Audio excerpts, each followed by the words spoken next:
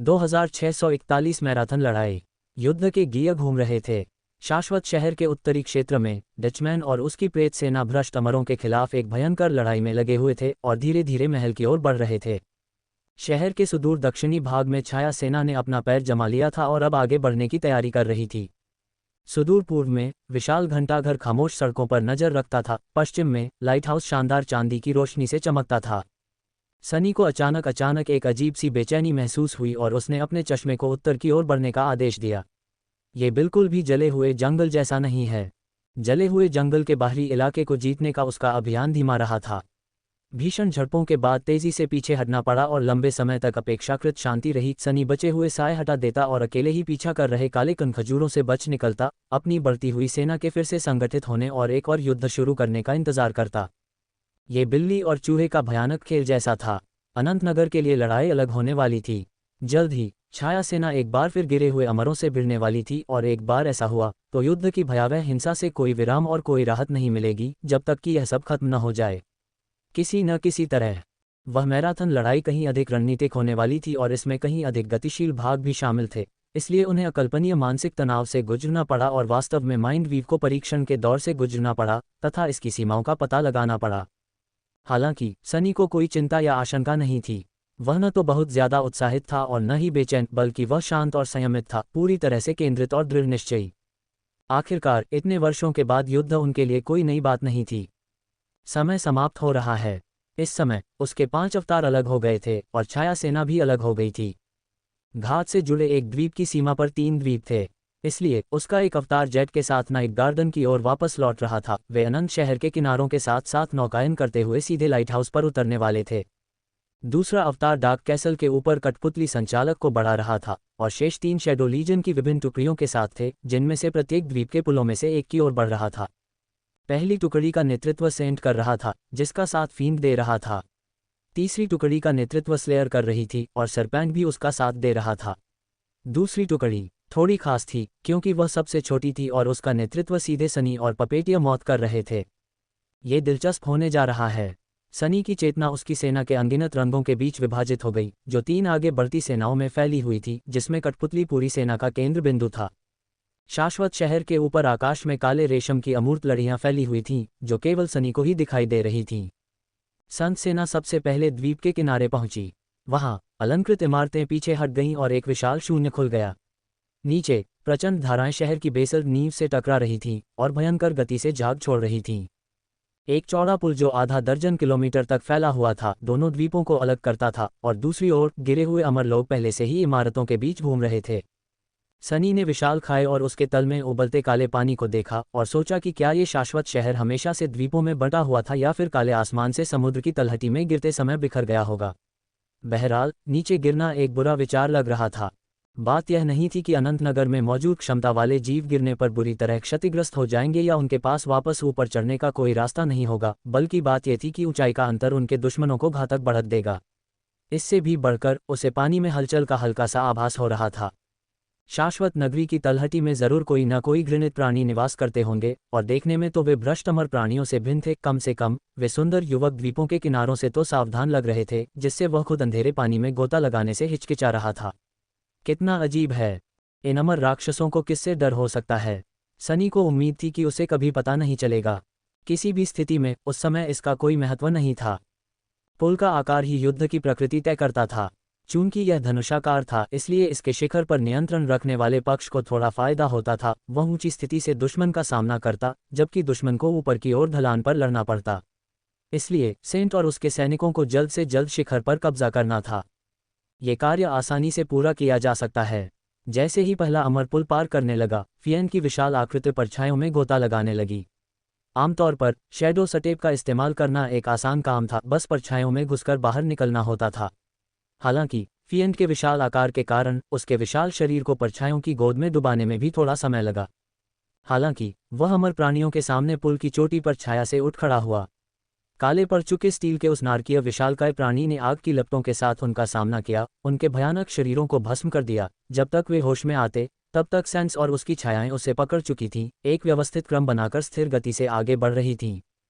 संत सेना के अग्रभाग में गॉडग्रेव की छायाएं और बड़ी संख्या में राक्षसी मिलीपेट थे, जिनके लंबे शरीर अभेद्य काले चिटिन से ढके हुए थे। एक बार जब सेंट ने चौड़े पुल के शिखर पर नियंत्रण कर लिया तो उसकी सेना की रणनीति सरल हो गई। उसने एक अविनाशी परकोटा बनाया और दुश्मनों को उसके खिलाफ खुद को कुचलने की अनुमति दी। सेंट अपने सैनिकों के सामने खड़ी थी, भयानक जेड कवच पहने और अपनी हमेशा की तरह गोल ढाल लिए हुए। फिएन भी उसके बगल में था, अपने अविनाशी इस्पाती शरीर के साथ। उनके पीछे काले चिटिन की एक दीवार थी, जिस पर गॉडग्रेव की राक्षसी परछाइयां उस विशाल रक्षात्मक संरचना के नुकीले दांतों का काम कर रही थीं। संतों ने अपनी सामान्य उदासीनता के साथ निकट आते अमरों को देखा और फिर अपनी ढाल के किनारे पर 2 बार प्रहार किया। शैतान ने एक जोरदार गर्जना की और उसके पीछे अनगिनत कनखजूरों ने अपने जबड़े चटकाए, जिससे पुल पर एक तेज गड़गड़ाहट की आवाज गूंजने लगी। अगले ही क्षण घृणित मांस का एक हिमस्खलन संत की सेना के गठन से टकराया और सब कुछ तहस नहस हो गया। 2642 3 पुल। जिस समय संत सेना पश्चिमी पुल के लिए युद्ध में उतरी, उसी समय स्लेयर सेना खाई के पूर्वी हिस्से में पहुंच गई। यहाँ परिदृश्य लगभग वैसा ही था, सिवाय इसके कि विशाल पुल मेहराबदार होने के बजाय सपाट था और उतना चौड़ा भी नहीं था। हालांकि लड़ाई बहुत अलग थी। जैसे ही गिरे हुए अमर प्राणियों का सैलाब पुल पर आया, उसकी सतह पर एक भयावह ज्वार की तरह तेजी से बह रहा था। खाई के पार एक ठंडी हवा बही। फिर हवा में कुछ चमक उठा।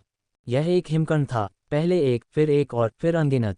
उस दिन घटनाओं के एक अजीब क्रम में स्टॉर्मसी के तल पर बर्फ गिरी। हवाएं भयानक गति और तीव्रता तक पहुंच गईं और एक भयंकर बर्फीले तूफान ने दुनिया को अपनी ठंडी आगोश में ले लिया।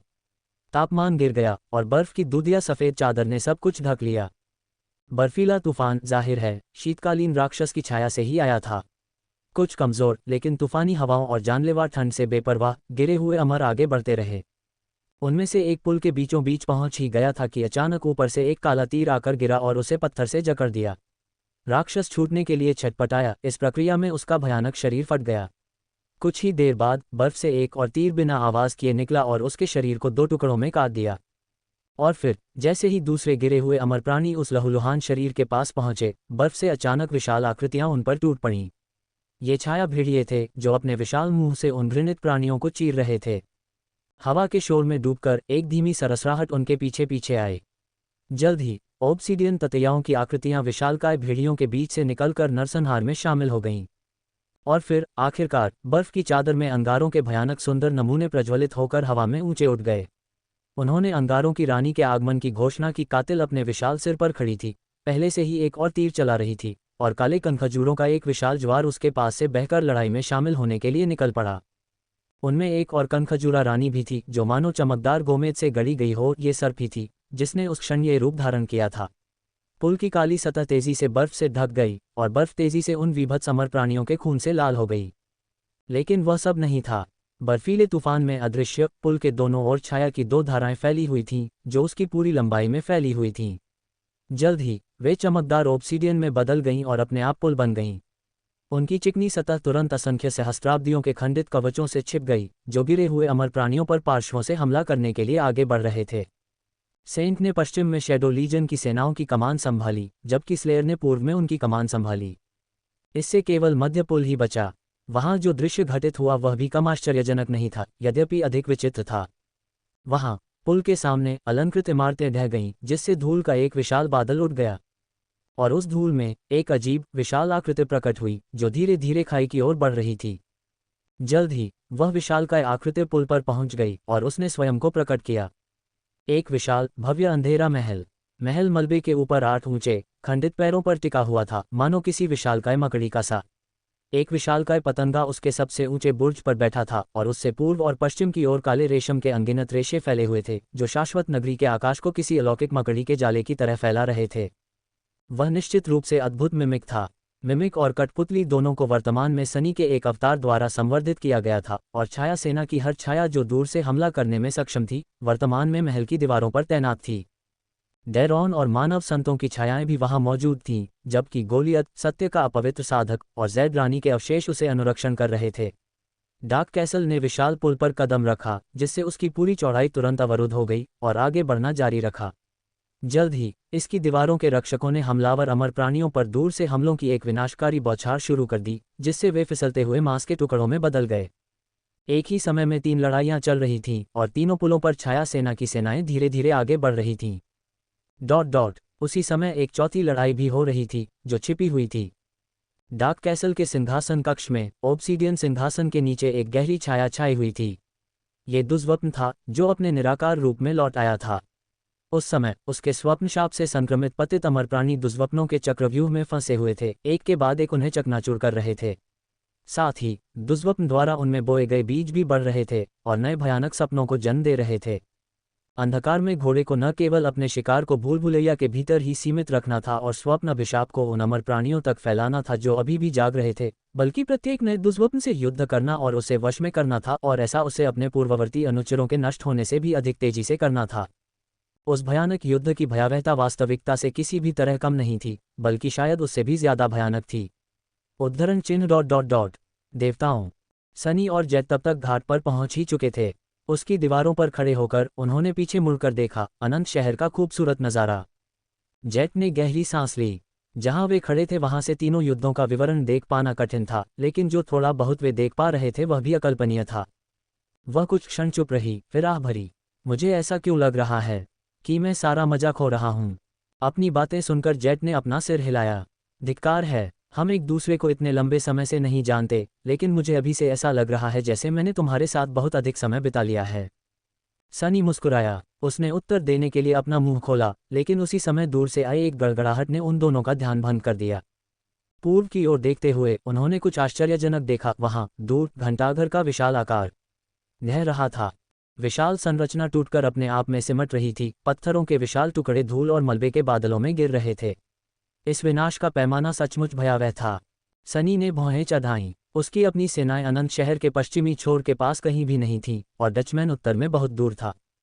अब सिर्फ तीसरा रहस्यमय दावेदार ही बचा है। जो भी चीज थी, उसी ने इस दृश्य का कारण बना होगा। उसकी भौहें गहरी हो गईं। उद्धरण चिन्ह ... क्योंकि मज़ेदार चीजें हो रही हैं। सनी मुड़कर नाइट गार्डन की ओर चल पड़ा। चलो चलें, बर्बाद करने का समय नहीं है। 2643 उपचार प्रक्रिया।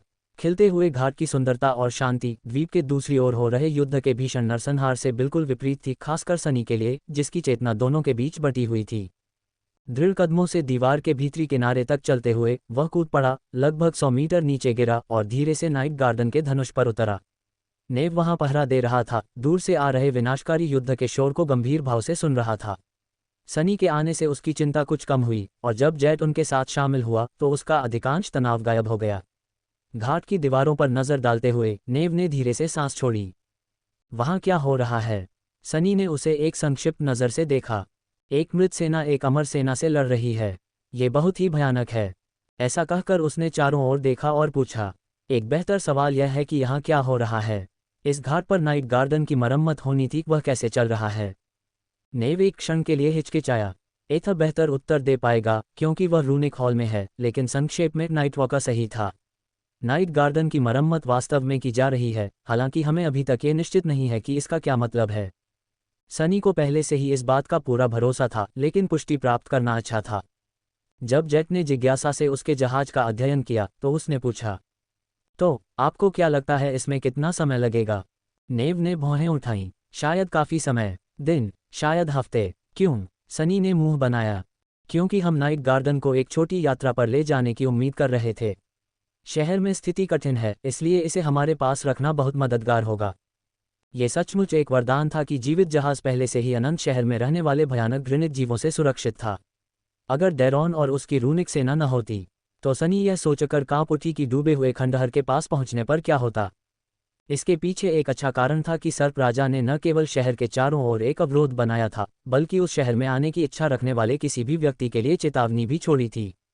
जेट मुस्कुराया। मुश्किल से उसका मतलब है कि वहां अनगिनत घृणित अमर प्राणी हैं, डचमैन और उसकी प्रेत सेना, और कुछ और भी है जो शायद और भी भयानक हो। छायाओं के स्वामी ने अपनी सेना छोड़ दी है, और महान और सर्वोच्च प्राणियों के बीच एक ही समय में 3 युद्ध हो रहे हैं। ओह, और ये तो इस अभियान के अंत की शुरुआत मात्र है। उसने आह भरी। हम नाइट गार्डन को सीधे लाइट हाउस तक ले जाना चाहते हैं, जहां तूफान देवता का वंश छिपा है। तो क्या ये चल पाएगा? और उससे भी जरूरी बात, क्या हमें मरम्मत की प्रक्रिया में बाधा डालनी चाहिए? नेव ने कुछ देर तक चुपचाप उन दोनों को देखा, फिर सिर हिला दिया। वह नौकायन कर सकता है, और इससे कोई फर्क नहीं पड़ता कि हम करते हैं या नहीं। सनी को इस बात पर आश्चर्य हुआ। कोई फर्क नहीं पड़ता कि? नेवे ने शांति से सिर हिलाया। तुम्हें याद रखना होगा कि नाइट गार्डन कोई साधारण जहाज नहीं है। यह कोई जादुई जहाज भी नहीं है, बल्कि यह एक जीवंत जहाज है। इसलिए इसकी मरम्मत जिस तरह से की जा रही है, उसकी वास्तविकता उससे अलग है जैसी हम आमतौर पर कल्पना करते हैं। उसने उनके पैरों के नीचे डेक की ओर इशारा किया। घाट सचमुच अपने टूटे हुए हिस्सों की मरम्मत नहीं कर रहा है, जैसे कोई किसी साधारण जहाज की करता है, बल्कि ऐसा लगता है जैसे घाट ने नाइट गार्डन में जीवन शक्ति का एक विशाल प्रवाह भर दिया है। उस जीवन शक्ति ने बदले में नाइट गार्डन की खुद को ठीक करने की क्षमता को बढ़ावा दिया है, ठीक वैसे ही जैसे कोई जीवित प्राणी प्राकृतिक रूप से ठीक हो जाता है। इसलिए हालांकि हम कहते हैं कि इसकी मरम्मत हो रही है, लेकिन वास्तव में ये ठीक होने जैसा है।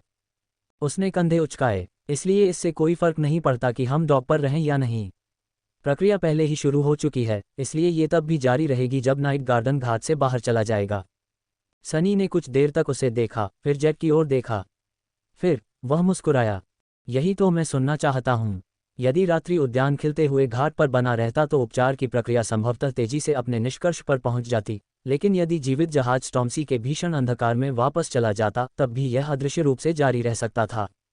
ये वाकई बहुत अच्छी खबर थी, न सिर्फ इसलिए कि इससे सनी को इटर्नल सिटी की लड़ाई में जीवित जहाज का इस्तेमाल करने का मौका मिला, बल्कि इसलिए भी कि इससे उन्हें बेफिक्र होकर पीछे हटने का मौका मिला। अगर अभियान के दूसरे लक्ष्य पूरे नहीं भी हुए तो भी नाइट गार्डन को फायदा होगा। इसलिए सनी को अब ज़्यादा चिंतित होने की जरूरत नहीं थी। तो फिर चलो हम इसे छोड़ दें। उसने मुस्कुराते हुए उनकी ओर देखा, एक क्षण के लिए झिझका और फिर उदासीन स्वर में कहा, वैसे हम ऐसा कैसे करेंगे? जैसा कि पता चला, बर्थ से बाहर निकलना भी उतना ही आसान था जितना कि उसमें प्रवेश करना। नाइट गार्डन अब घात से उन शाखाओं द्वारा जुड़ा हुआ था जो उसका भार संभाल रही थीं। उसका पतवार और बर्थ एक हो गए थे, और इसलिए जीवित जहाज का जादू अब विशाल घाट को सशक्त बनाने वाले जादू में भी समाहित हो गया था। तो नाइट गार्डन को नियंत्रित करने वाला व्यक्ति घाट को भी नियंत्रित कर सकता था। माना कि ऐसा करने का कोई निर्देश पुस्तिका नहीं थी, फिर भी एथ थोड़े समय के प्रयोग के बाद सर्वोत्तम कार्यों को सक्रिय करना सीख गया था। जल्द ही सनी को पानी के तेज बहाव की आवाज़ सुनाई दी और उसने विशाल झरनों को बर्फ के विशाल जलाशय में गिरते देखा। पानी का स्तर धीरे धीरे बढ़ा और जैसे जैसे यह बढ़ा, घाट धीरे धीरे अपनी शाखाओं को एक एक करके पीछे खींचता गया और खुद को जीवित जहाज से अलग करता गया। अंततः विशाल घाट के बड़े द्वार खुल गए और पानी का अंधकार में विस्तार एक बार फिर प्रकट हो गया। रात्रि उद्यान धीरे धीरे जन्म स्थान से बाहर निकलकर अनंत शहर की रक्षा करने वाले गुंबद के किनारों तक पहुंच गया। फिर अपना धनुष मोड़कर वह लाइट हाउस की ओर चल पड़ा। 2644 सफलता से पीड़ित 3 पुलों की लड़ाई हिंसा के एक जबरदस्त विस्फोट से शुरू हुई थी, और जैसे जैसे यह आगे बढ़ी, नरसंहार और भी भयानक होता गया। अनंत शहर के गिरे हुए अमरों का सामना करते हुए सनी को लगा जैसे वह आखिरकार उनका और उनकी छाया सेना का सामना करने का अनुभव कर रहा है। बेशक इससे वह काफ़ी असहज हो गया था। इससे कोई फर्क नहीं पड़ता था कि उसकी परछाइयाँ कितनी शक्तिशाली थीं या वह उनकी गतिविधियों पर कितनी कुशलता से नियंत्रण रखता था। उसकी परछाइयों का व्यक्तिगत कौशल और वीरता भी मायने नहीं रखती थी, चाहे वे कितनी भी अच्छी तरह लड़ें और कितने भी दुश्मनों को मार गिराएं। गिरे हुए अमर प्राणी अनिवार्य रूप से जिंदा होकर फिर से युद्ध में कूद पड़ते थे। उनके भयानक मांस में घातक लंटें उभर आती थीं और वे भयानक जबड़े में बदल जाते थे। छायाओं को स्वयं नष्ट नहीं किया जा सकता था, लेकिन पराजित होने के बाद उन्हें युद्धभूमि में लौटने में बहुत अधिक समय लगता था। इसलिए समय सनी के पक्ष में नहीं था। एक हल्की सी सिहरन के साथ उसे पूरी तरह से एहसास हो गया कि उसकी अंततः हार निश्चित है। देर सवेर अनंतनगर के नागरिक छाया सेना का पूरी तरह से सफाया कर देंगे और उसे निगल जाएंगे। बचने का कोई रास्ता नहीं था। बेशक अगर वह नियमों के अनुसार खेले, जिसका सनी का कोई इरादा नहीं था। जब वह धोखा देकर जीत सकता था तो नियमों का पालन करके हार क्यों जाए? हालांकि यह अभी भी थोड़ा परेशान करने वाला है। अनंतनगर के अमर कैदियों से निपटने की उसकी अपनी मंशा और क्षमता इस बात की स्पष्ट याद दिलाती थी कि सनी भी अजेय नहीं था। उसके साय अविनाशी थे, ये सच है, लेकिन तब तक ही जब तक उसकी मुलाकात किसी ऐसे प्राणी से नहीं हुई जो नियमों का पालन करने को तैयार नहीं था। अमरता वास्तव में एक अभिशाप है, या कम से कम यह एक बन सकता है। तीनों पुलों पर उनके शैड्स अलग अलग तरीकों से एक ही परिणाम प्राप्त करने की कोशिश कर रहे थे। सैंड्स और उसके सैनिकों ने एक अभेद्य दीवार खड़ी कर दी थी और भूखे मांस की बाढ़ का डटकर सामना किया था। स्लेयर और उसके जानवर बर्फ में दुश्मनों का शिकार कर रहे थे, जबकि डार्क कैसल के रक्षकों ने उन भयानक जीवों पर दूर से हमलों की बौछार कर दी थी। लेकिन उनका अंतिम लक्ष्य एक ही था, अपने नुकसान को कम से कम करें और धीरे धीरे दुश्मन को तब तक रोके जब तक कि स्वप्न अभिशाप हावी न हो जाए। रक्षा, आक्रमण और दोनों का संयोजन। पश्चिमी पुल पर काले कनखजूरे गिरे हुए अमर प्राणियों को घेरे हुए थे, जो अब उनके और स्लेयर की मुख्य सेना के बीच फंस गए थे। हत्यारी छाया ने अपने शक्तिशाली जादुई बाणों का तरकश खर्च कर दिया था और एक विचित्र जानवर का रूप धारण करके युद्ध में कूद पड़ी थी, जिसका विशाल शरीर और लंबी पूंछ अभेद्य शल्कों से ढकी हुई थी और जो एक बख्तरबंद गेंद में बदल सकती थी। ये शल्क लगभग अविनाशी निकले। गिरे हुए अमर प्राणियों के प्रतान कम से कम उन्हें भेदने में असफल रहे, जबकि अमर प्राणी स्वयं लुढ़कते हुए जानवर द्वारा आसानी से कुचल दिए गए या उसके विशाल शरीर को फैलाने के बाद उसके तीखे पंजों से टुकड़े टुकड़े हो गए। सर्प भी उनके बीच में विचरण कर रहा था, विभिन्न रूपों में विचरण कर रहा था। बीच वाले पुल पर डार्क कैसल लगातार आगे बढ़ रहा था। मिमिक तो बस एक पारलौकिक छाया थी, लेकिन उस पर सनी के एक अवतार का प्रभाव था, इसलिए उसकी दीवारें इतनी मजबूत हो गई थीं कि वे गिरे हुए अमर प्राणियों के झटकों को भले ही मामूली रूप से झेल सकें। ज्यादातर घृणित प्राणी किले तक पहुंचने से पहले ही रक्षकों के दूर से किए गए हमलों से चकनाचूर हो गए, लेकिन अंततः उनमें से कई अनिवार्य रूप से दीवारों पर चढ़ने लगे। किले की प्राचीर तक पहुंचने पर उनका सामना डेरोन और मानव संतों की परछाइयों से हुआ, जिन्हें काट दिया गया और काली जंजीरों ने निगल लिया। माचिंग कैसल के सामने पुल पर सत्य के अपवित्र साधक ने घातक धुंध के बादल छोड़े। जैड रानी के अवशेष ने कास्टिक ज्वालामुखीय राख की धाराएं बाहर निकाली, जबकि गुलियत ने तेजी से आती हुई घृणित चीजों को देखा जो उसने देखी, उसे प्रचंड गर्मी में धो डाला। पूर्वी पुल पर काली चिटिन की एक दीवार भूखे मांस के ढेर के नीचे झुकने से इनकार कर रही थी। निंदा के असुर और गोड्रेव के पाश्विक आतंक राक्षसी मिलीपैडों के समूह में दरारों से आगे बढ़े, गिरे हुए अमर प्राणियों के शरीरों को कुचलते और टुकड़े टुकड़े करते हुए। फीन रक्षात्मक संरचना के सामने उसके अग्रिम मोर्चे के रूप में उत्पात मचा रहा था। इस बीच संतों ने खुद आगे बढ़ने के लिए एक खूनी रास्ता बना लिया था। चारों ओर से शाश्वत नगरी के भयावह दृश्यों से घिरी, उसने शांति से शून्य की ढाल को सक्रिय किया और सच्चे अंधकार के आवरण में आगे बढ़ते हुए घृणित जीवों पर टूट पड़ी। सनी और कठपुतली संचालक ने तीनों सेनाओं को नियंत्रित किया तथा युद्ध की बदलती परिस्थितियों पर गहनता से नजर रखी। यह एक समस्या है। गिरे हुए अमर प्राणी शक्तिशाली थे और उनकी संख्या बहुत ज्यादा थी। ये सभी घृणित प्राणी कभी इंसान नहीं थे, बल्कि उनमें पाश्विक विभीषिकाएं भी थीं और हर एक घिनौने जानलेवा मांस की एक चलती हुई खाई जैसा था। फिर भी सनी ने अपने मौन सैनिकों के कौशल, रणनीति और एकजुटता से छाया सेना और अनंतनगर के निवासियों के बीच की खाई को पाटने में कामयाबी हासिल कर ली थी। हालांकि समस्या इस युद्ध की प्रकृति में थी। दुश्मनों को मारने से उनकी गति थोड़ी धीमी हो जाती थी और उनसे वास्तविक रूप से निपटने के लिए उन्हें नियंत्रित करना पड़ता था और अंततः स्वप्न अभिशाप से संक्रमित होना पड़ता था। लेकिन जहां एक पतित अमर के शरीर को अस्थायी रूप से नष्ट करना एक ऐसा कार्य था जिसे एक छाया ही कर सकती थी, वहीं उन्हें नियंत्रित करने के लिए कम से कम कुछ छायाओं के निरंतर प्रयास की आवश्यकता थी। इसका मतलब यह था कि प्रत्येक विरोधी को बेअसर करने के साथ ही सनी के सैनिकों की संख्या कम होती गई, भले ही उनमें से कोई भी पराजित न हुआ हो। कुछ तो बदलना ही था, और जल्द ही ऐसा हुआ भी। जैसे ही सेंट को आखिरकार पूर्वी पुल पर वापस जाने के लिए मजबूर होना पड़ा, एक शक्तिशाली विस्फोट ने उसे हिला दिया और उसके सामने खड़े दर्जनों अमर सैनिक टुकड़े टुकड़े हो गए। कुछ ही क्षण बाद एक और विस्फोट हुआ और एक शक्तिशाली शॉकवेव ने दुश्मन को लड़खड़ा दिया। वह रात्रि उद्यान था जो उस अदृश्य अवरोध के किनारे पर स्थित था जो पूर्व से परिक्रमा करते हुए शाश्वत शहर की रक्षा करता था। जैसे ही वे घाट से निकले और द्वीप के पास से गुजरे, जीवित जहाज के दाहिनी ओर पूर्वी पुल और उस पर हो रहे युद्ध का एक सुंदर दृश्य दिखाई दिया। इसका मतलब यह था कि इसकी स्टाबोर्ड तोपों की सीधी आग की रेखा थी और हमलावर अमरों पर विनाशकारी बमबारी कर सकती थी। हालांकि तोपों में ईंधन भरने और उन्हें लोड करने के लिए डेक पर कोई फायरिंग क्रू और आरोही अधिकारी नहीं थे। इसलिए इसके बजाय सनी ने स्वयं तोपों को लोड किया और निशाना साधा, छाया से अनगिनत काले हाथों को बुलाया, फिर तोप के गोलों को अपने सर्वोच्च सार से चार्ज किया। जैसे ही विस्फोटों की एक श्रृंखला ने विशाल पुल से आगे बढ़ते हुए घृणित प्राणियों के बड़े हिस्से को मिटा दिया, सेंट और उनकी सेना तेजी से आगे बढ़ी। 2645 जितना अधिक आप सीखते हैं। नाइट गार्डन की बमबारी विशाल पुल के उत्तरी हिस्से पर उतरी और घिनौने मांस के ज्वार में खूनी रास्ते बना रही थी। विशाल खाई के ऊपर एक खूनी धुंध छा गई और लाशों के टुकड़े बरसने लगे। सेंट ने समय रहते घातक हमले में बह जाने से बचने के लिए पीछे हटकर चिकने पत्थर पर पीछे की ओर सरकते हुए अपनी गति को रोकने के लिए अपनी तलवार उसमें भोंक दी। कुछ ही पल बाद उसने अपना संतुलन वापस पाया और आगे की ओर झपटी और नाइट गार्डन की पहली गोलाबारी से बच निकले एक गिरे हुए अमर को मार गिराया। अपनी विशाल ऊंचाई के कारण वह दूर से एक विशाल मूर्ति जैसी लग रही थी। फिएंड उससे कम 4 गुना ऊंचा था। हालांकि उसी क्षण उसका भयानक आकार अचानक सिकुड़ गया और उससे केवल एक सिर ऊंचा रह गया। हालांकि उसका द्रव्यमान वही रहा, इसलिए जब वह सेंट से मिलने के लिए आगे बढ़ा तो विशाल पुल कांप उठा। साथ मिलकर उन्होंने अमर झुंड के अग्रदूतों का कत्लेआम कर दिया। आग और अंधेरा एक आदिम नरक की तरह आपस में गुथे हुए थे, जिससे सनी को उन प्राचीन भित्तिचित्रों की याद आ गई जिनमें अनंत शून्य में जलती हुई इच्छा की लपटों को दर्शाया गया था। छाया सेना आगे बढ़ी। नाइट गार्डन की पुल पर बमबारी से ऐसा लग रहा था मानो अमर झुंड की जड़ें कट गई हों। भयावह दुष्वप्न जीव अभी भी तेजी से मृतकों में से उठ खड़े हो रहे थे, लेकिन चून की विशाल तोप के गोले उन्हें लगातार खत्म कर रहे थे, इसलिए उनमें से बहुत कम ही युद्ध रेखा तक सुरक्षित पहुंच पाए और इसी वजह से उनके और खामोश पर्दों के बीच शक्ति संतुलन बिगड़ गया। कम दुश्मनों से निपटने के कारण सेंट और उसकी सेना उन्हें तेजी से नियंत्रित करने में सक्षम थी, और एक बार जब उन्हें ये लाभ प्राप्त हो गया तो उनकी प्रगति तेजी से बढ़ गई। नाइट गार्डन के डेक पर खड़े होकर नेव ने स्तब्ध भाव से दूर चल रही लड़ाई को देखा। यह उसका पहला मौका था जब उसने शैडो लीजन को, या यूं कहें कि किसी भी सॉवरेन को, पूरी ताकत से लड़ते देखा था, इसलिए वह थोड़ा अचंभित जरूर हुआ। अंततः उन्होंने धीमी आवाज में कहा, तो यह है आपकी असली शक्ति। सनी, जो अपनी बनाई 12 विशाल तोपों को लोड करने और फायर करने में व्यस्त था, ने उसे एक तरफ देखा। तकनीकी रूप से यह मेरी वास्तविक शक्ति के 5/7वें भाग का 1/3 है, लेकिन मुझे लगता है कि यह काफी करीब है। धीरे धीरे नेव की नज़रें हल्की सी कड़वाहट से भर गईं। दूर पुल पर चल रहे भीषण युद्ध से नजरें फेरते हुए उसने आह भरी।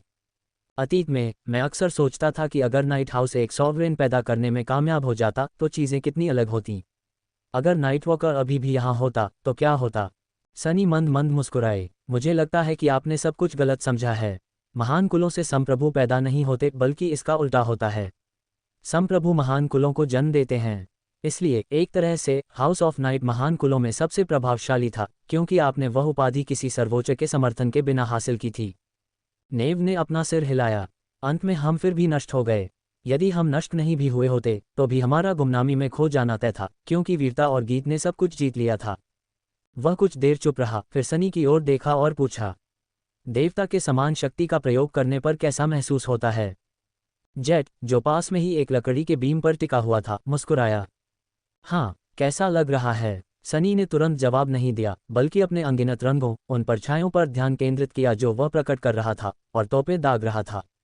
आखिरकार उसने कहा, मुझे लगता है इससे तुम्हें छोटापन महसूस हो रहा है। ये वह जवाब नहीं था जिसकी उन्हें उम्मीद थी, इसलिए दोनों हैरान लग रहे थे। छोटा, सनी ने सिर हिलाया। तुम दोनों संत हो, इसलिए तुम्हें समझना चाहिए। तुम जितने शक्तिशाली बनोगे और जितना सीखोगे, उतनी ही पीड़ा से तुम्हें यह एहसास होगा कि तुम कितने कमजोर और अज्ञानी हो। हालांकि गुमनामी में भी सुकून है। एक साधारण व्यक्ति के रूप में तुम जानते हो कि अरबों लोग हैं जो तुमसे अलग नहीं हैं। एक जागृत व्यक्ति के रूप में लाखों लोग होते हैं, एक संत के रूप में कम से कम 100। लेकिन कुछ ही सम्राट होते हैं। इसलिए कमजोर और अज्ञानी होना कहीं ज्यादा व्यक्तिगत लगता है। वह एक क्षण के लिए रुका और फिर हंसने लगा। आह, लेकिन गलतफहमी मत पालिए, ये सब बुरा नहीं है। असल में अर्धदेव होना बहुत अच्छा लगता है। सच कहूं तो मेरी जवानी काफी दुखदाई थी। हर दिन मैं बस जिंदा रहने के लिए संघर्ष करता था। अब मुझे ये भी नहीं पता होगा कि कैसे मरना है। मुझे मारना पूरी तरह से एक सैद्धांतिक संभावना है। हालांकि अनंत शहर के अमर निवासियों की स्थिति को देखने के बाद सनी को पहले की तरह लगभग अजेय होने से राहत नहीं मिली। पुल पर सेंट और उसकी सेना नए द्वीप की ओर तेजी से बढ़ रही थी। नाइट गार्डन की मदद से उस पर और उसकी सेना पर दबाव काफी कम हो गया था, इतना ज्यादा कि सनी अपनी कुछ सेनाएं कहीं और भेज सकती थी। इसलिए उसने फीएंड और नए सैनिकों को बाकी 2 पुलों पर भेज दिया। सबसे महत्वपूर्ण बात, उसने संत को उसकी छाया के आलिंगन से मुक्त किया और उस अवतार को मार्वलस मिमिक को भी बढ़ाने के लिए भेजा। अपने 3 अवतारों को बीच वाले पुल पर केंद्रित करके वह श्राप की शक्ति को मुक्त कर सकता था और वहां गिरे हुए अमर प्राणियों को बेहतर ढंग से कमजोर कर सकता था। दरअसल ये पुल कमजोर करने वाले अभिशाप के लिए एक आदर्श युद्ध क्षेत्र थे, क्योंकि वहां केवल सीमित संख्या में ही दुश्मन उसकी सेना पर एक साथ हमला कर सकते थे।